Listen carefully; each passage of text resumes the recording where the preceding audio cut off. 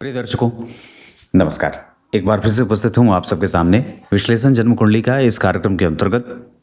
आज जो आपके सामने कुंडली लेकर के आया हूँ, ये कुंडली आई है मेरे पास आगरा उत्तर प्रदेश से, जिसमें सबसे पहले मैं आप लोगों को बात बताऊं, किसी भी कुंडली का अध्ययन संपूर्णतया तब ही माना जाता है जब उस कुंडली का पंचांग आप पहले से निहार चुके हों और बहुत सटीकता से, बहुत गंभीरता से।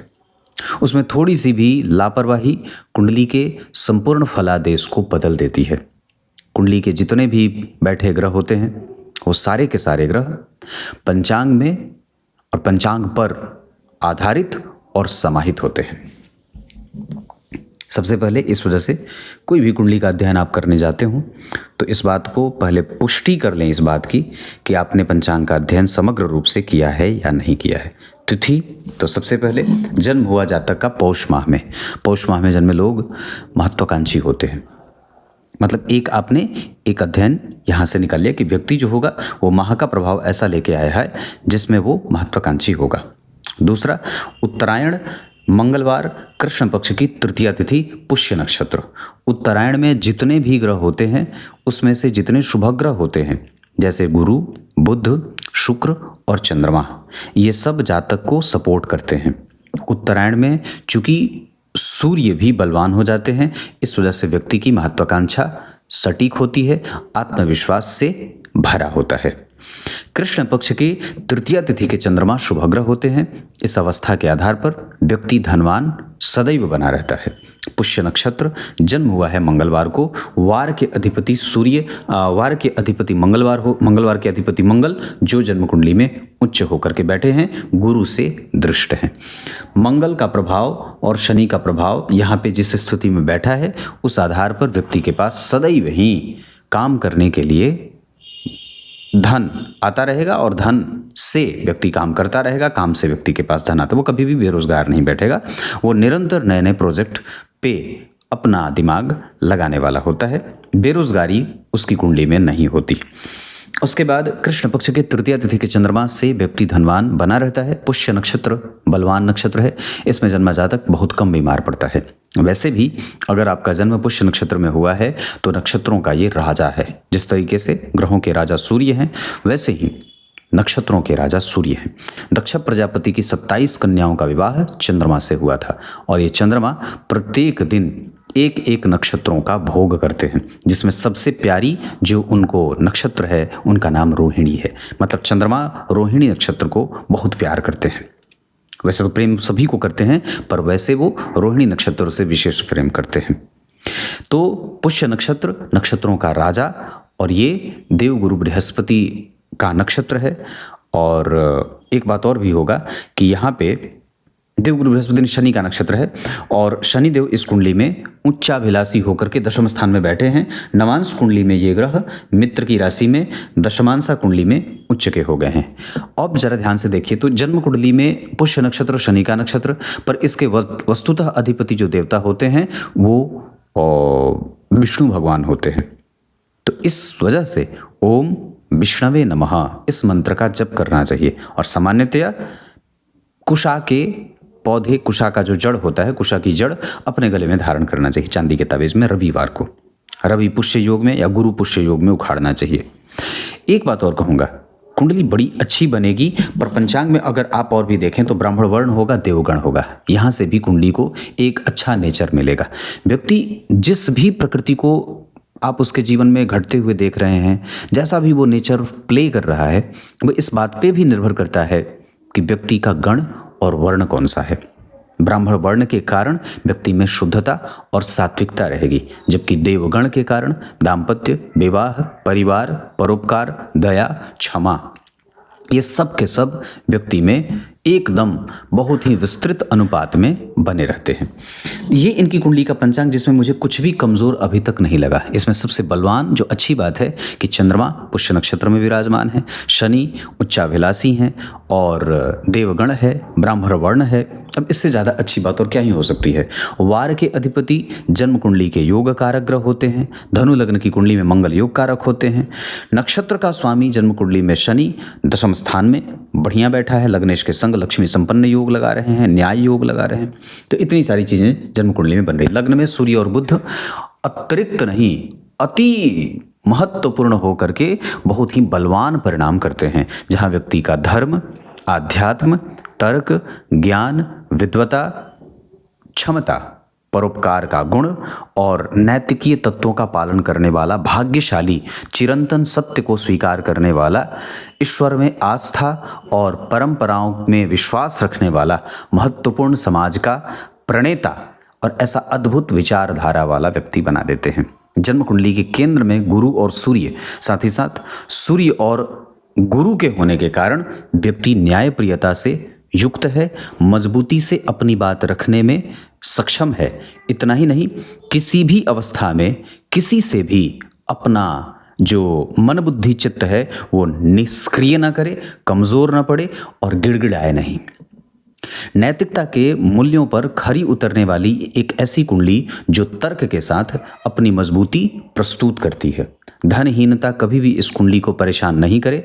लगातार ऊंचे और सम्यक अच्छे लक्ष्यों का निर्धारण करना और उसको प्राप्त करने के लिए मजबूती से मेहनत करना और सकारात्मक बिहेवियर के साथ सबको एक साथ जोड़ कर रखना, अपने शरीर का संतुलन बनाना, व्यवहार को संतुलित रखना और चरित्र पे लगातार काम करना और नित्य नए नए मित्रों से अपने आप को सीखने की योग्यता हासिल करना, ये सब इस कुंडली को मजबूत बनाने वाले बनेंगे। आइए अब आपको इस कुंडली में ग्रह कौन से किस राशि पे कितने अंश पे बैठे हैं इसका बोध करा देता हूँ। तो सबसे पहले बात करते हैं धनु लग्न की कुंडली के लिए भाग्य भाव के स्वामी होने के कारण इन्हें कुंडलिका और लग्नेश के मित्र होने के कारण बहुत ही महत्वपूर्ण स्थान मिलता है। सूर्य आपकी कुंडली में धन में बैठे हैं, लग्न में बैठे हों, दशम में बैठे हों, पंचम भाव में बैठे हों, ये बहुत ही उत्तम परिणाम देने वाले ग्रह हो जाएंगे। तो नवम भाव के स्वामी हैं, जहाँ 5 नंबर लिखा है वो नवम भाव है और लग्न में विराजमान है तो भाग्यशाली योग बनाएंगे। बुध जो कि इस कुंडली के दशम स्थान के और केंद्र के सप्तम स्थान के स्वामी हैं, केंद्र त्रिकोण केंद्राधिपति और केंद्राधिपति बोल रहा हूँ धर्म कर्माधिपति, राजयोग बनेगा। शुक्रो 10 सहस्राणी बुद्धो 10 शतानी च। बुध लग्न में 1000 दोषों का समन कर देते हैं। लग्न में गुरु 1,00,000 दोषों का समन कर देते हैं। लग्न में सूर्य आत्मा के रूप में जब आपकी कुंडली के व्यक्तित्व में आपके लग्न में विराजमान हो जाएंगे तो आपकी आत्मा आपके लिए बड़ी ही और आप स्वयं ही एक शुद्ध आत्मा, जो जैसे कहते हैं बिल्कुल ही आत्मा बिल्कुल ही निश्चल जिसे कहते हैं, जिसमें कोई दोष और कोई राग द्वेष नहीं है, वैसी प्रवृत्ति इंसान को दे देते हैं। लग्न में बैठा सूर्य व्यक्ति को थोड़ी बहुत चिंताएं देने वाला होता है। ये चिंता भाग्य उन्नति को लेकर होती है और अपने से किसी का कष्ट न पहुंचे इस बात की चिंता व्यक्ति को सताती रहती है। उसे कभी किसी के पास मांगने न जाना पड़े इस बात की चिंता भी लग्न में बैठे सूर्य आपको देते हैं। जबकि लग्न में बैठे बुध व्यक्ति को चरित्रवान, मेहनती, तार्किक, समझदार, ज्ञानी, बुद्धिमान, यशस्वी और साथ ही साथ कृतज्ञ बना देते हैं। अंश बल की बात करते हैं तो सूर्य बैठे हैं 8 अंश के मूल नक्षत्र में। यहाँ व्यक्ति में धर्म का प्रवाह तीव्र रहेगा। चंद्रमा जन्म कुंडली के अष्टम भाव के स्वामी होकर के अष्टम भाव में राहु के संग आयु अच्छी और सुखद मृत्यु पर घर से दूर जाकर के मृत्यु होती है और व्यक्ति अपनी मातृभूमि से कई बार दूर रहता है। चंद्रमा जन्म कुंडली में 8 अंश के बैठे हैं पुष्य नक्षत्र में। मैंने बात कही थी ये बलवान नक्षत्र है और ये शनि का नक्षत्र है। शनि जन्म कुंडली में दशम स्थान में और बहुत अच्छी बात है कि धन भाव के स्वामी या पराक्रमेश होकर के तीसरे भाव के अधिपति होकर के दशम स्थान में बैठे हैं। चंद्रमा से गुरु का संबंध लाभ योग में है, जबकि चंद्रमा से शनि का संबंध जो बन रहा है चंद्रमा से शनि का वो पराक्रम का बन रहा है। तो चंद्रमा यहाँ पे ये हो गए। उस चंद्रमा के ऊपर मंगल की दृष्टि व्यक्ति को सौभाग्यशाली और थोड़ा कभी कभी क्रूड बिहेवियर करने वाला, कठोर या जिद्दी, अपनी बात पे टिक जाने वाला, संशोधन न करने वाला और जिद्दी मानसिकता का बना देते हैं। यहाँ व्यक्ति किसी भी अवस्था में अपने तर्क से नीचे नहीं उतरने वाला भी कई बार हो जाता है। न्यायप्रिय भी होगा। मंगल जन्म कुंडली में पंचम भाव के साथ साथ 12वें भाव के स्वामी होकर उच्च के बैठे होने से व्यय पर नियंत्रण देंगे। वो मंगल एक अंश के बैठे हैं उत्तराषाढ़ा नक्षत्र में और सूर्य लग्न में विराजमान है।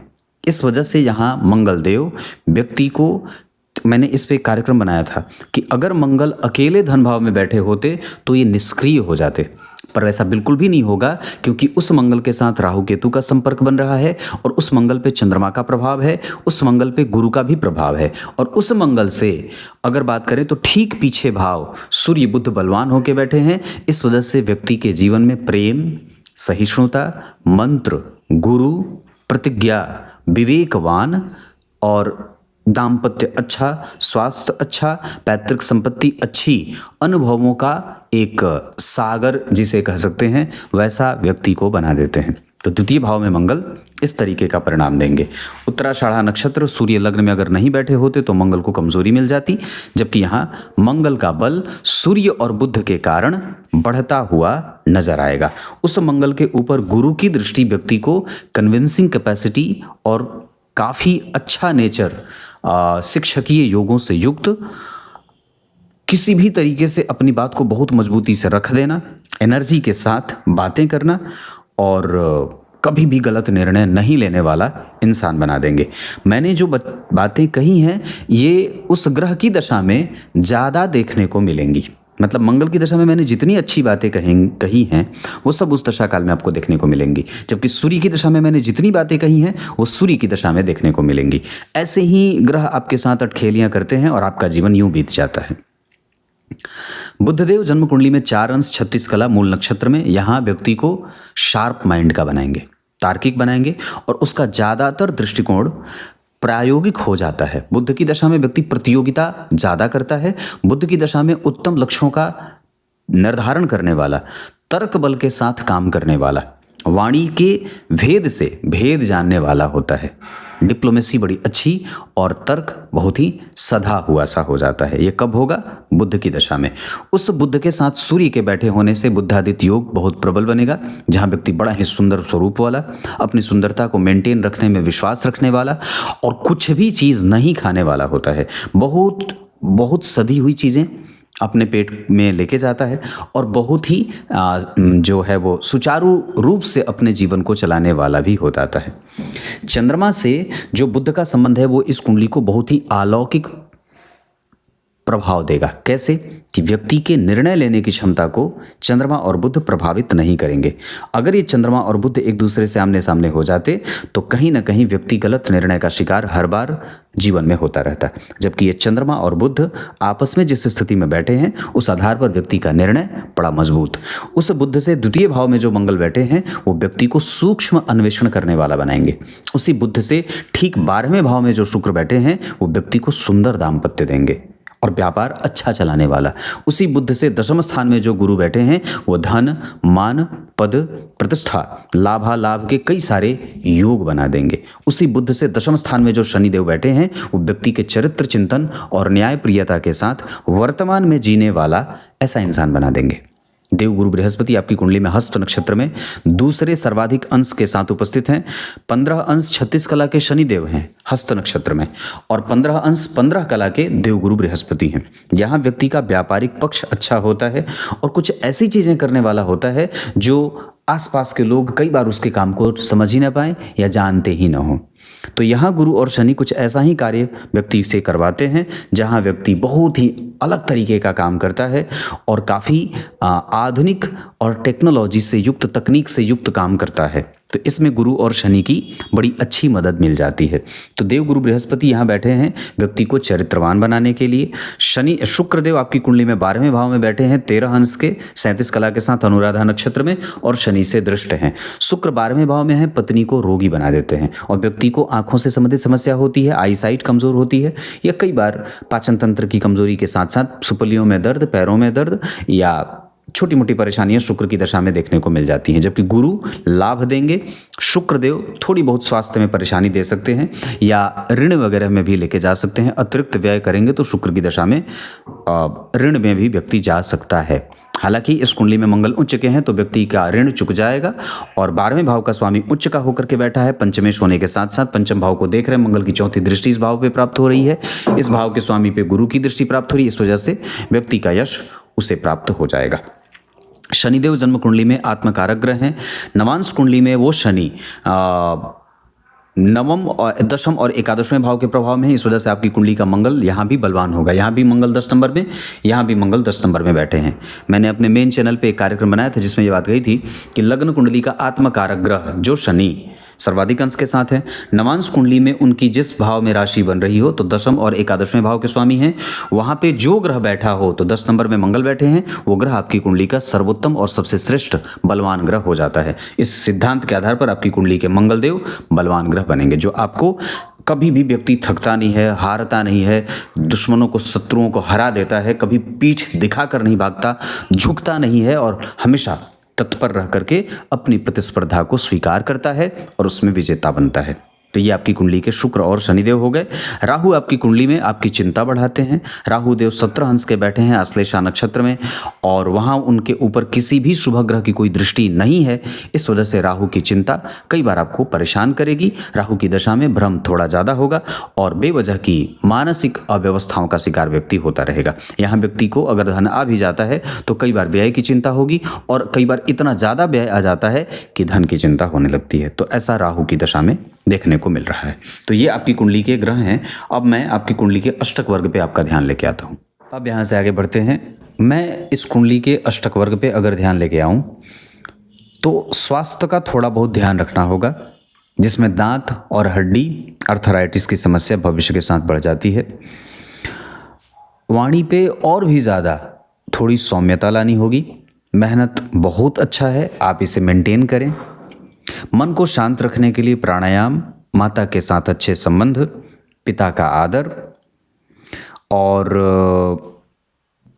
प्रेम, विद्या, विवेक, संतान, दाम्पत्य, ये सब ठीक है। पर कभी कभी इस भाव का जो प्रभाव है यहाँ के कारण गड़बड़ हो रहा है। 17 अंश के राहु, 8 अंश के चंद्रमा बैठे हैं तो इस कारण से कई बार मन बुद्धि चित्त में व्यग्रता दिखाई देती है। नौकरी बहुत अच्छी है, व्यापार भी बहुत अच्छा है, कंसंट्रेशन 100% बहुत अच्छा है, आयु भी अच्छी है, बूढ़ा होकर व्यक्ति मरता है। लग्न से लेकर पंचम स्थान तक सिर्फ 3 ग्रह बैठे हैं, सूर्य, बुध और मंगल। राहु केतु उसमें नहीं लिए जाते। जबकि सप्तम स्थान के बाद 4 ग्रह बैठे हैं, गुरु, शनि, शुक्र और चंद्रमा। तो इस हिसाब से व्यक्ति का बुढ़ापा अच्छा बीतेगा। उसके बाद अगर बात करता हूं तो भाग्य को बलवान बनाने के लिए भगवान सूर्य की पूजा करिए।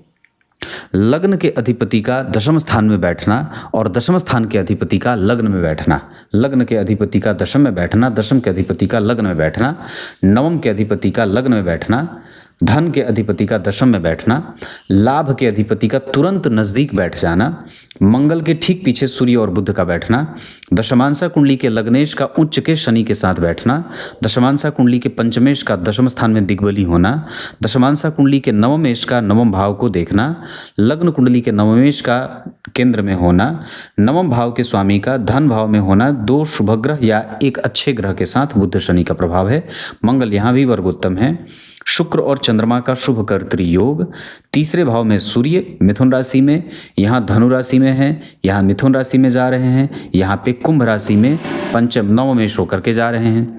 उसके बाद गुरु और शनि दोनों का प्रभाव जन्म कुंडली के पंचम भाव पे, दशम स्थान और सप्तम स्थान के स्वामी होकर के द्वितीय भाव में। ये जो स्थिति जन्म कुंडली में बन रही है ये उत्कृष्ट सफलता का पैमाना सिद्ध कर रही है। कारोबार 100% बहुत अच्छा है। ग्रह आपके साथ न्याय 100% करेंगे और निश्चित रूप से व्यक्ति जितने के लिए यात्रा करना चाहता है उस यात्रा में वो सफल भी होगा।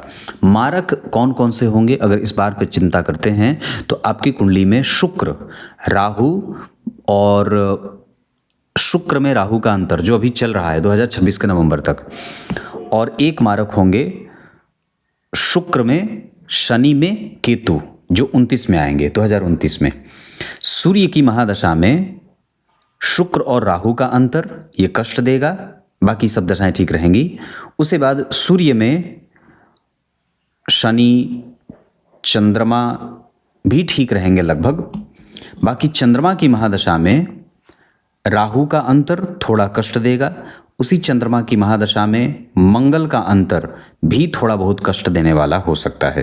बाकी चंद्रमा की महादशा में सूर्य स्वास्थ्य से संबंधित समस्या दे सकते हैं। मंगल आपकी कुंडली में बहुत अच्छे हैं, इस वजह से मंगल इस कुंडली के लिए बहुत उत्तम परिणाम देने वाले ग्रह बनेंगे। कहा गया है शास्त्र में सप्तम मारक स्थानम तस्मातु प्रबलम धनम, धन भाव और भी ज़्यादा मारक हो जाता है। तो द्वितीय भाव में शनि की राशि बनी, मंगल बैठे हैं और राहु केतु का संबंध बन रहा है। द्वितीय भाव के अधिपति शनि के साथ गुरु बैठे हैं जो लग्नेश है, तो लग्न और धन का संबंध दशम स्थान से है। तो इस कुंडली में कई प्रकार के धन योग भी बने हुए हैं। लग्न के अधिपति का दशम में आना धन योग, धन के अधिपति का दशम में आना गुरु के संग धन योग, क्योंकि धन के कारक धन के अधिपति के साथ बैठ रहे हैं। पराक्रम का कारक जब दशम स्थान में बैठेगा तो व्यक्ति अपने माता और पिता का खर्च वहन करने वाला होता है। पंचम के पहले चतुर्थ भाव के स्वामी का चतुर्थ भाव को देखना, ये सुखी योग होगा। पंचम भाव के स्वामी का उच्च का होना भी धन योग होगा, क्रिएटिव बनाता है। छठवें भाव के स्वामी का छठवें भाव को देखना छठवें भाव को बलवान करेगा, जहाँ व्यक्ति बहुत सॉफ्ट नेचर के साथ अपने सारे शत्रुओं को मित्र बनाने की योग्यता और क्षमता रखता है। सप्तम स्थान के स्वामी का सप्तम स्थान को देखना उत्तम परिणाम। अष्टम स्थान के स्वामी के अष्टम स्थान में बैठना लाभ और अच्छा रिसर्च। नवम भाव के स्वामी का भाग्य में बैठना या नवम भाव के स्वामी का लग्न में बैठना भाग्य योग होगा। दशम भाव के स्वामी का लग्न में बैठना लक्ष्मी योग होगा। एकादशवें भाव के स्वामी का द्वितीय भाव में बैठना अपने भाव से धन योग होता है। इतने सारे दशमांशा चक्र में लग्न के अधिपति का एकादशवें भाव में उच्च के शनि के साथ बैठना, मंगल का दिग्बली, मंगल का उच्च होना, तो मंगल का प्रभाव ठीक है। सूर्य यहाँ पराक्रमी बनाएंगे, राहु और केतु के संपर्क में है तो थोड़े बहुत चलने की आवश्यकता होगी। उस दशा काल में आपको यात्रा करनी होती है या थोड़ी मेहनत करनी पड़ती है। होरा चक्र के आधार पर मंगल, चंद्रमा और शुक्र की दशा धन लाभ देने वाली होगी, जबकि गुरु, शनि, राहु, केतु, सूर्य और बुध थोड़े इरिटेशन के साथ आपको परिणाम देंगे। मंगल, सूर्य और शुक्र की दशा में भूमि, भवन, वाहन का लाभ होगा, जबकि उस दशा काल में गुरु और शनि और चंद्रमा का अंतर थोड़ा परेशान करने वाला हो सकता है। माता और पिता के पास आयु अच्छी है, प्रेम बहुत उत्तम रहेगा। संतति का प्रभाव आपकी कुंडली में थोड़ा कमजोर है, इस वजह से हनुमान जी की पूजा अपने घर में नियमित रूप से करने की आवश्यकता है। आप पूर्व में भी चरित्रवान थे, इस बार भी आप चरित्रवान हैं। न्याय आपके साथ होता रहेगा। अरिष्ट चक्र के आधार पर आपकी कुंडली में आपको सावधान रहना होगा। शनि, राहु और केतु और चंद्रमा की दशा में आपको अपने स्वास्थ्य का विशेष ध्यान देना होगा। क्लियर है? वैसे ये कुंडली बहुत ज़्यादा बीमार मालूम नहीं पड़ रही है। सूर्य 50% परिणाम करेंगे, चंद्रमा 25% से कम। मंगल लगभग कमज़ोर हैं पर पूरे इंटेंसिटी के साथ परिणाम करेंगे। बुधदेव आपकी कुंडली में 50% से कम। देवगुरु बृहस्पति के बाद शुक्र, शनि, देवगुरु बृहस्पति, शुक्र, शनि, राहु और केतु, ये 5 ग्रह 100% तक सकारात्मक और अच्छा परिणाम करेंगे। थोड़े बहुत डिफरेंशिएशन तो सभी ग्रहों में होते हैं। कुल मिलाकर के ये कुंडली बहुत ही उत्तम प्रकृति वाली बन जाती है। नक्षत्र पुष्य में दान करना चाहिए। श्रवण, हस्त, अनुराधा, उत्तराषाढ़ा, रोहिणी और आर्द्रा, ये सब नक्षत्र किसी भी कार्य को करने के लिए उत्तम रहेंगे। भवन चंद्रमा की दशा में और सूर्य की दशा के साथ मैंने बता रखा है। अगर आपकी कुंडली में जिस भवन में आप निवास करना चाहते हैं, अगर वो मीन, मेष, वृष, मिथुन, कर्क पूरब दिशा के मकान में रहें या पूर्वी फ्रंट जिसका हो, उसमें बहुत उत्तम परिणाम होगा। इसके साथ साथ अगर मैं बात करता हूं तो मित्रता मेष और सिंह वालों से करें, शत्रुता कुंभ, मिथुन और तुला वालों से बिल्कुल भी ना करें। इस कुंडली में लग्न के अधिपति दशम स्थान में है और दशम स्थान से 10 घर आगे का स्वामी बुध बनता है। लग्न के अधिपति दशम स्थान में है, 10 घर आगे बैठे हैं। जहां लग्नेश बैठे हैं वहां से 10 घर आगे गिनने पर सप्तम भाव मिलता है, जिसके स्वामी इसे देख रहे हैं। इस वजह से व्यक्ति समाज में प्रतिष्ठा भी बहुत ज़्यादा प्राप्त करेगा।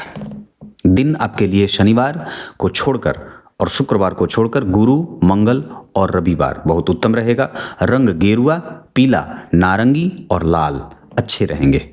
इसके साथ साथ इतनी सारी चीज़ें कुंडली में बन रही हैं। इस कुंडली का एजुकेशन अच्छा है, तर्क अच्छा है, और जितनी भी चीज़ें मैंने बता रखी हैं कुंडली को बलवान कुंडली की श्रेणी में शामिल कर देते हैं।